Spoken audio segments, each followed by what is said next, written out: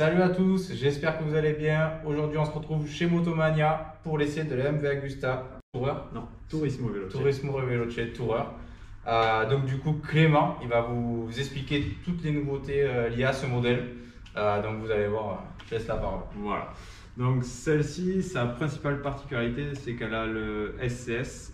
Donc c'est un embrayage automatique, mais pas que en fait. Donc il peut être automatique, on s'en sert vraiment comme une boîte auto. On passe la première, on n'a pas besoin de débrayer, on accélère, elle part toute seule, on passe tous les rapports tranquillement. Mais on a quand même la possibilité de servir de l'embrayage normalement. Il y a quand même le levier, etc. Donc si on a envie de s'arsouiller un peu, de jouer avec, etc., on a quand même l'embrayage. Après, si on est dans les bouchons, si on est en ville, etc., on n'a pas besoin de débrayer ni pour s'arrêter, ni pour repartir, ni rien. En plus, on a le shifter up and down. Donc du coup, on n'a vraiment plus rien à faire à part passer les rapports. Évidemment, elle a le régulateur de vitesse. Elle a avec l'écran TFT couleur avec les suspensions pilotées, ABS, traction control, GPS, voilà un peu tout ce qui se fait, ABS déconnectable. Après celle-ci, c'est une édition très particulière. Il n'y en a que 200 dans le monde, ça c'est le numéro 109. La petite différence qu'elle a avec la Lusso, qui est l'édition luxe, c'est qu'elle a les jantes forgées de la F3, donc la sportive.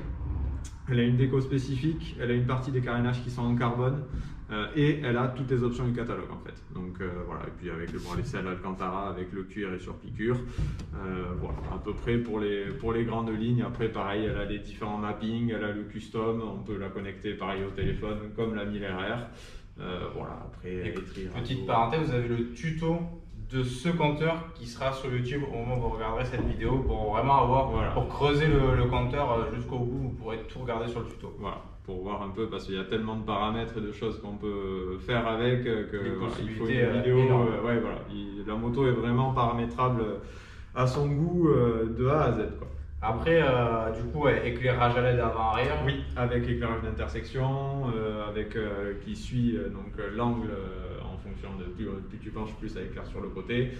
Ça, c'est pas du tout un gadget, c'est vraiment super agréable. Ça marche vraiment super bien. Et puis bon, l'éclairage à LED en plus, ça éclaire. C'est magnifique. Ouais, même de jour, des fois, à la limite, on voit, j'ai remarqué. Et toutes les MV ont une petite particularité, c'est ce bouton. D'ailleurs, c'est vrai que je n'en avais pas parlé sur la 1000. Ouais. Vu qu'elles ont une super signature lumineuse, en fait, quand tu l'allumes, tu as juste le tour du phare qui s'allume. D'accord. Et ben, tu peux choisir de rouler qu'avec la signature lumineuse et pas le phare allumé. Ah ouais, voilà. Sympa. Et tout en fait, voilà. Donc si tu te mets sur le haut comme ça avec l'ampoule, avec le phare, avec les petits pointillés, c'est que tu as juste la signature lumineuse. Et si tu passes tu bascules le commodo, tu as le phare qui s'allume. Et petite question puissance, poids, tout ça, tu as à peu près les chiffres? Alors, elle fait 195 kg avec les valises, le GPS, enfin voilà. C'est très léger. Ouais. Très il faut juste, à ce poids-là, il faut juste mettre l'essence, quoi. Donc il y a un peu moins de vanille, il y a 19 litres, je crois. D'accord. Si je dis pas de bêtises. C'est une belle autonomie.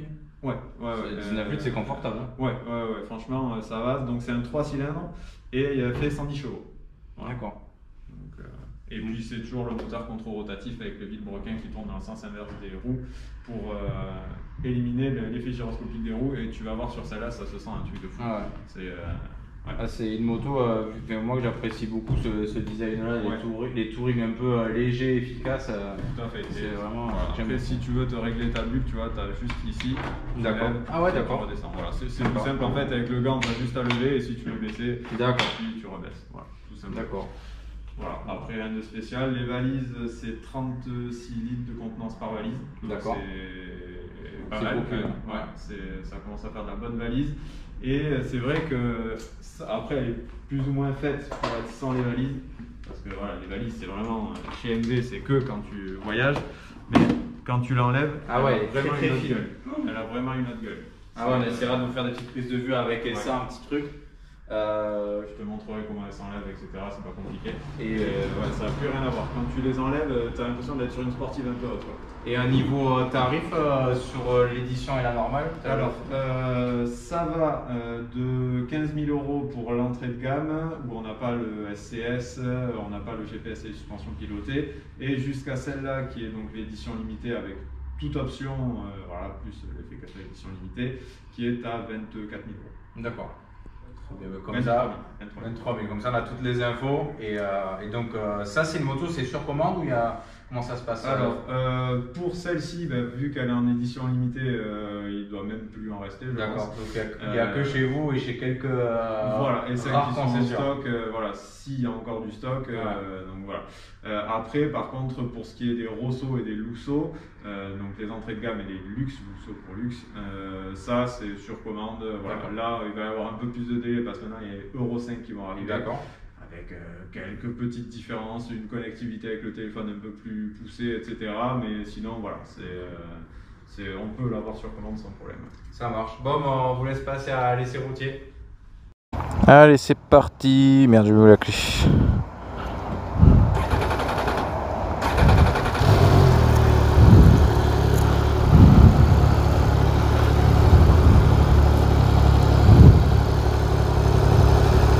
Bon, déjà mes premières impressions sur les 10 premiers kilomètres, c'est d'une facilité d'utilisation incroyable.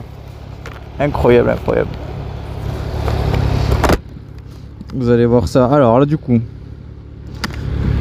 sans embrayer, on va partir. Là, regardez, j'ai pas embrayé, j'avance. Ça, c'est génial. Alors par contre j'ai oublié de fermer mes poches moi.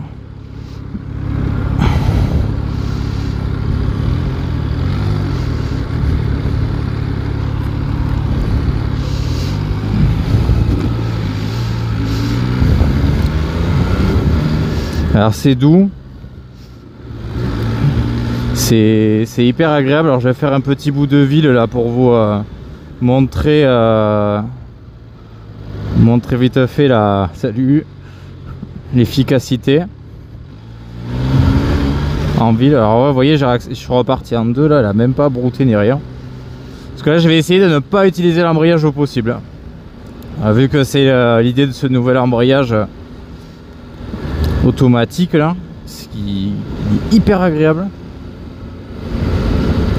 La moto, on est sur la position de conduite très confort. La selle est beaucoup plus confortable là, que la brutale évidemment là, que j'ai essayé.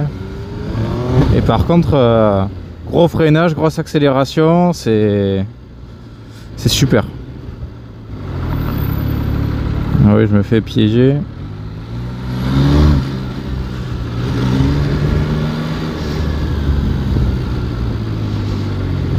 Donc là au feu, vous voyez, je suis en première, vous voyez. Là c'est elle est très légère.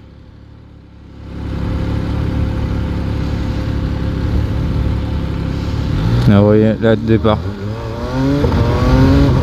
Voilà, ça repart comme une bombe atomique. Voilà, les irréductibles en plus au téléphone, merveilleux.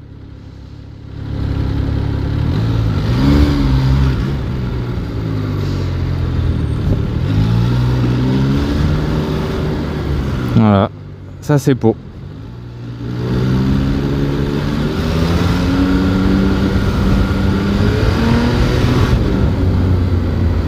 Voilà, la Volvo, calme. Il y a de quoi faire du vlog à Pau, les gars. Vlog où je peux gueuler là. Je vais me prendre une moto un jour, vous allez voir, je vais faire le tour de Pau.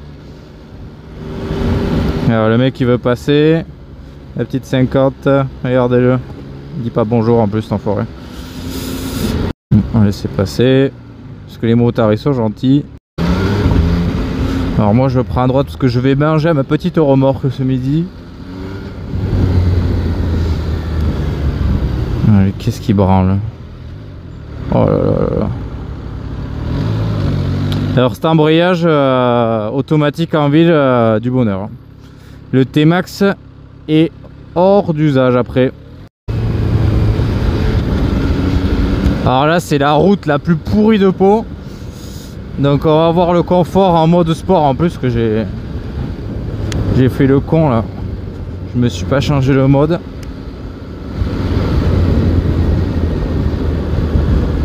Là je suis en custom touring. Voilà, là je suis en confort, les suspensions pilotées sont plus souples. On va voir ce que ça donne pour mes vertèbres. Ah ouais, cette route elle mériterait d'être faite là. Si la mairie de Pau nous entend, franchement c'est une catastrophe. Oula. Non, c'est très agréable, suspension pilotée, y a rien à dire. Et entre ça et l'embrayage auto, on oublierait presque de passer les vitesses. Ciao.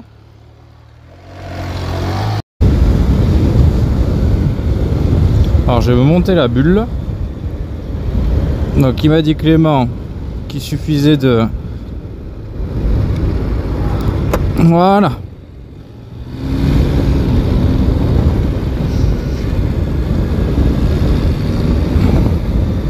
Bon, on a bien mangé nous. En fait c'est une moto qui se conduit tellement naturellement. On a l'impression de l'avoir toujours conduit. C'est léger, on force pas.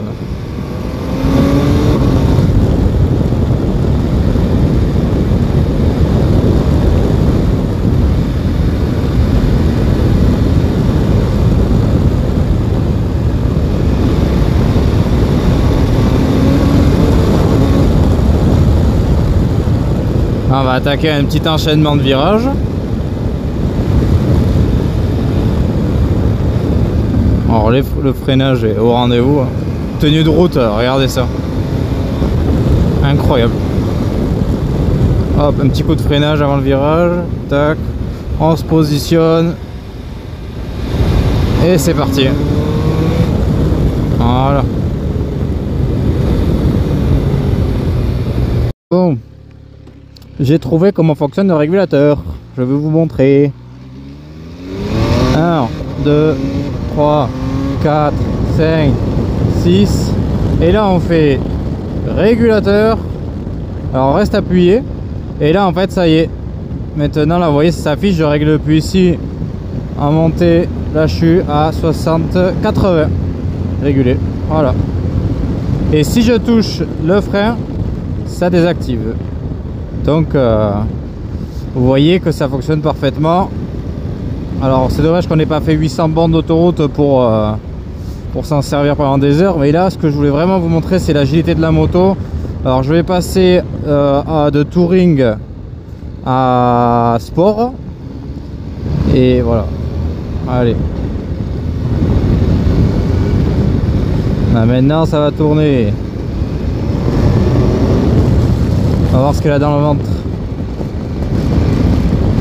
Alors évidemment je vais pas y aller à 100% parce que c'est pas ma bécane et elle a pas non plus beaucoup de kilomètres encore.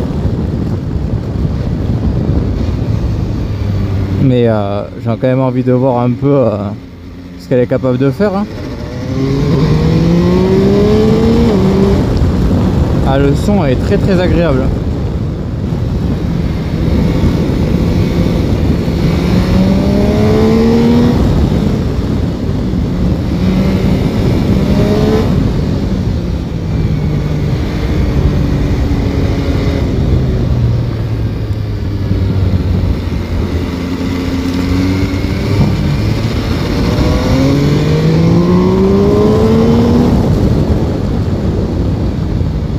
Le freinage est aux petits oignons.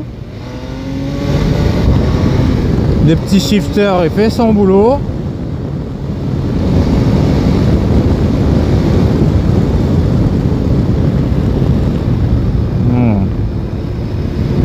Un petit coup de frein en rétrograde. Et allez. Et on s'amuse à la lancer de virage en virage.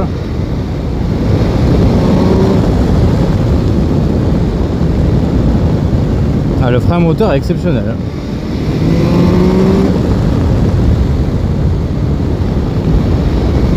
Et je me demande si elle s'adapte pas à ma conduite même au niveau du frein moteur. Ça, s'il m'en a parlé Clément. Hop là. Allez, vas-y, ma chérie. Ah oui, c'est efficace.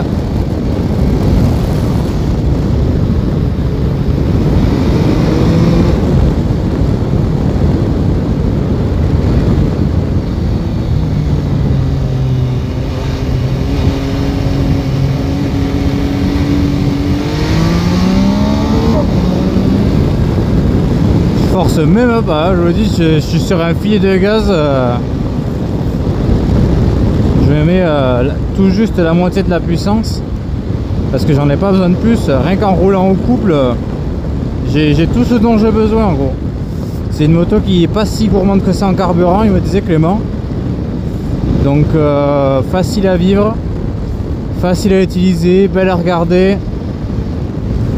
On verra sur l'essai au niveau du duo comment ça se passe parce que c'est une moto qui, je pense, doit s'y prêter comme il faut.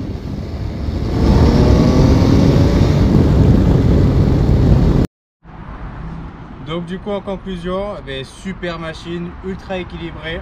C'est un des toureurs les plus faciles que j'ai eu l'occasion de conduire et une des plus abouties en termes de technologie. Donc franchement, un grand bravo à MV Agusta pour cette machine.